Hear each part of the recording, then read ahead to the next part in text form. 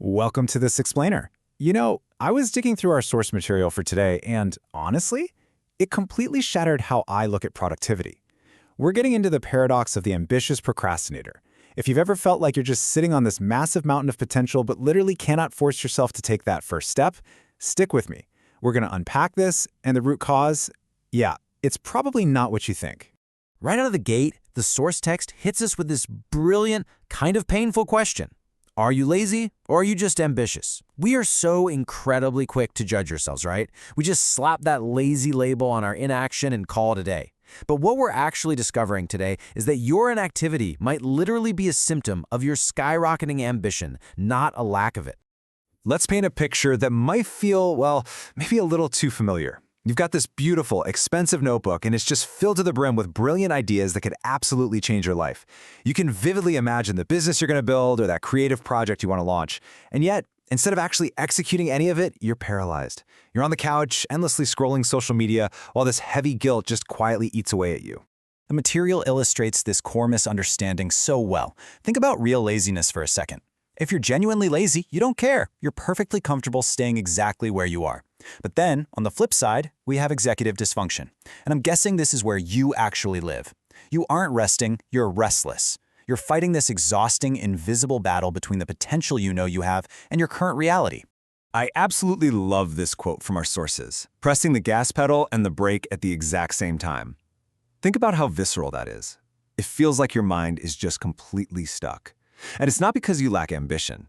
It's because your desire is so incredibly strong that it creates this massive internal pressure. You're revving the engine with all these amazing ideas, but your nervous system, it is essentially slammed on the emergency brake. Clinically, this is known as executive dysfunction. And honestly, here is a realization that should take all the shame away. This is a silent freeze response from your nervous system. Because your goal matters to you so deeply, it is heavily tied to your identity. So the simple act of starting, it actually feels dangerous. If you fail, it threatens how you see yourself. So your hesitation isn't a character flaw at all. It's literally a protective neurobiological response. When we look at the brain under pressure, it's basically a perfect storm. You've got the prefrontal cortex. Think of that as the CEO of your mind, enthusiastically planning out all your grand ambitions. But then there's the amygdala. That's your primitive threat detector. Because your goal is tied to your self-worth, your amygdala looks at that blank document and reacts like it's staring down a saber-toothed tiger. It overrules the CEO, shuts your action pathways down completely, and drops you straight into paralysis. But wait, it gets even more complicated, because your environment is actively working against you through a dopamine hijack. Your brain has been trained by endless scrolling to expect these huge, effortless neurochemical rewards. So when you compare the instant gratification of your phone to the slow, messy, gritty process of pursuing a real ambition, well, the hard work just feels painfully dull to your hijacked brain. Now, this is where the source material gets profoundly psychological, tracing this paralysis back to the gifted child trap. Think about it. If you were consistently praised as the smart one in childhood, you probably coasted on natural talent. You never really had to develop psychological endurance or build up a tolerance for frustration. So now, as an adult, when a goal actually requires hard, messy, sustained effort, it feels like a terrifying threat to your core identity. To cope with that deep fear of failure, you likely fall right into the trap of fantasy productivity. You know exactly what I'm talking about. This is when you spend 5 hours color-coding a Notion board, doing deep-dive research, or meticulously rearranging your desk without executing a single real step. It feels exactly like work, but really, it's just a highly effective hiding spot. It gives your brain the safe illusion of progress without ever setting off the amygdala's alarm. But here is the hard truth we have to face. Planning protects your confidence, but execution actually tests it. As long as you stay in that safe, cozy little bubble of the planning phase, your brain feels totally secure from mistakes, failure, or outside criticism. You never actually step out onto the playing field where you might, fumble the ball. Which leads us to this really profound realization from the text. As long as your dreams stay inside your head, they remain flawless. It's a beautiful illusion, isn't it? Because in your imagination, the business never struggles and the project launches perfectly, every single time. But protecting that flawless fantasy is exactly the thing keeping you trapped on the couch instead of building the actual, wonderful life you want. So how on earth do we break out of this? Well, I'll tell you what doesn't work. You cannot fix this paradox by forcing some dramatic, overnight transformation. Deciding you're going to suddenly wake up at 5 a.m. to work for 8 hours straight, or completely throwing away your smartphone. That will only trigger your brain's threat response again. Your amygdala is going to read that massive declaration as a massive threat. It'll scream danger and lock you right back into a freeze state. Instead, we need a much gentler approach.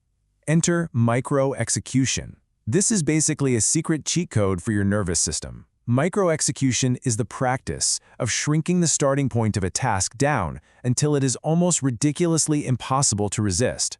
We are talking about lowering the bar so drastically that your brain doesn't even register it as a threat. So let's look at the actual checklist for this process. Stuff you can use literally today. Step 1. Shrink the start. Do not commit to building the entire project right now. Step 2. Just open the workspace. Seriously, physically sitting at your desk or opening a blank document is a massive win. And step 3. Write one single sentence or take the absolute smallest visible step. Your only goal here is imperfect action. There is absolute magic in this method, you guys. These tiny, imperfect actions safely slip right past your brain's alarm system because writing just one single sentence is so incredibly small, your amygdala stays calm. It doesn't freak out. And once you're in motion, even the tiniest bit of motion, momentum finally has a chance to take over and build naturally. Now, this requires a pretty vital mindset shift. Real growth only begins when you step into the real world and allow the work to be messy, slow, and totally imperfect. You've got to give yourself the grace to be a beginner again. Let go of the need to be the smart one who gets it flawless on the very first try. Because the real world doesn't care about your perfect notebook. It cares about the messy, tangible steps you actually take. I want to leave you with this final, incredibly powerful thought from our source material. Potential alone cannot change your life. Only reality can. That beautiful reality is out there waiting for you, but it requires you to put down the perfect fantasy, step off the couch, and engage with the world exactly as it is.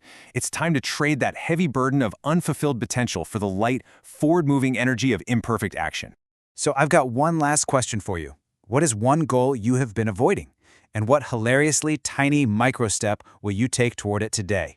If you've been fighting this invisible battle, I want you to step into reality right now. Drop a comment below with your micro-step to unfreeze your potential. Thanks so much for exploring this explainer with me, and I'll catch you in the next one.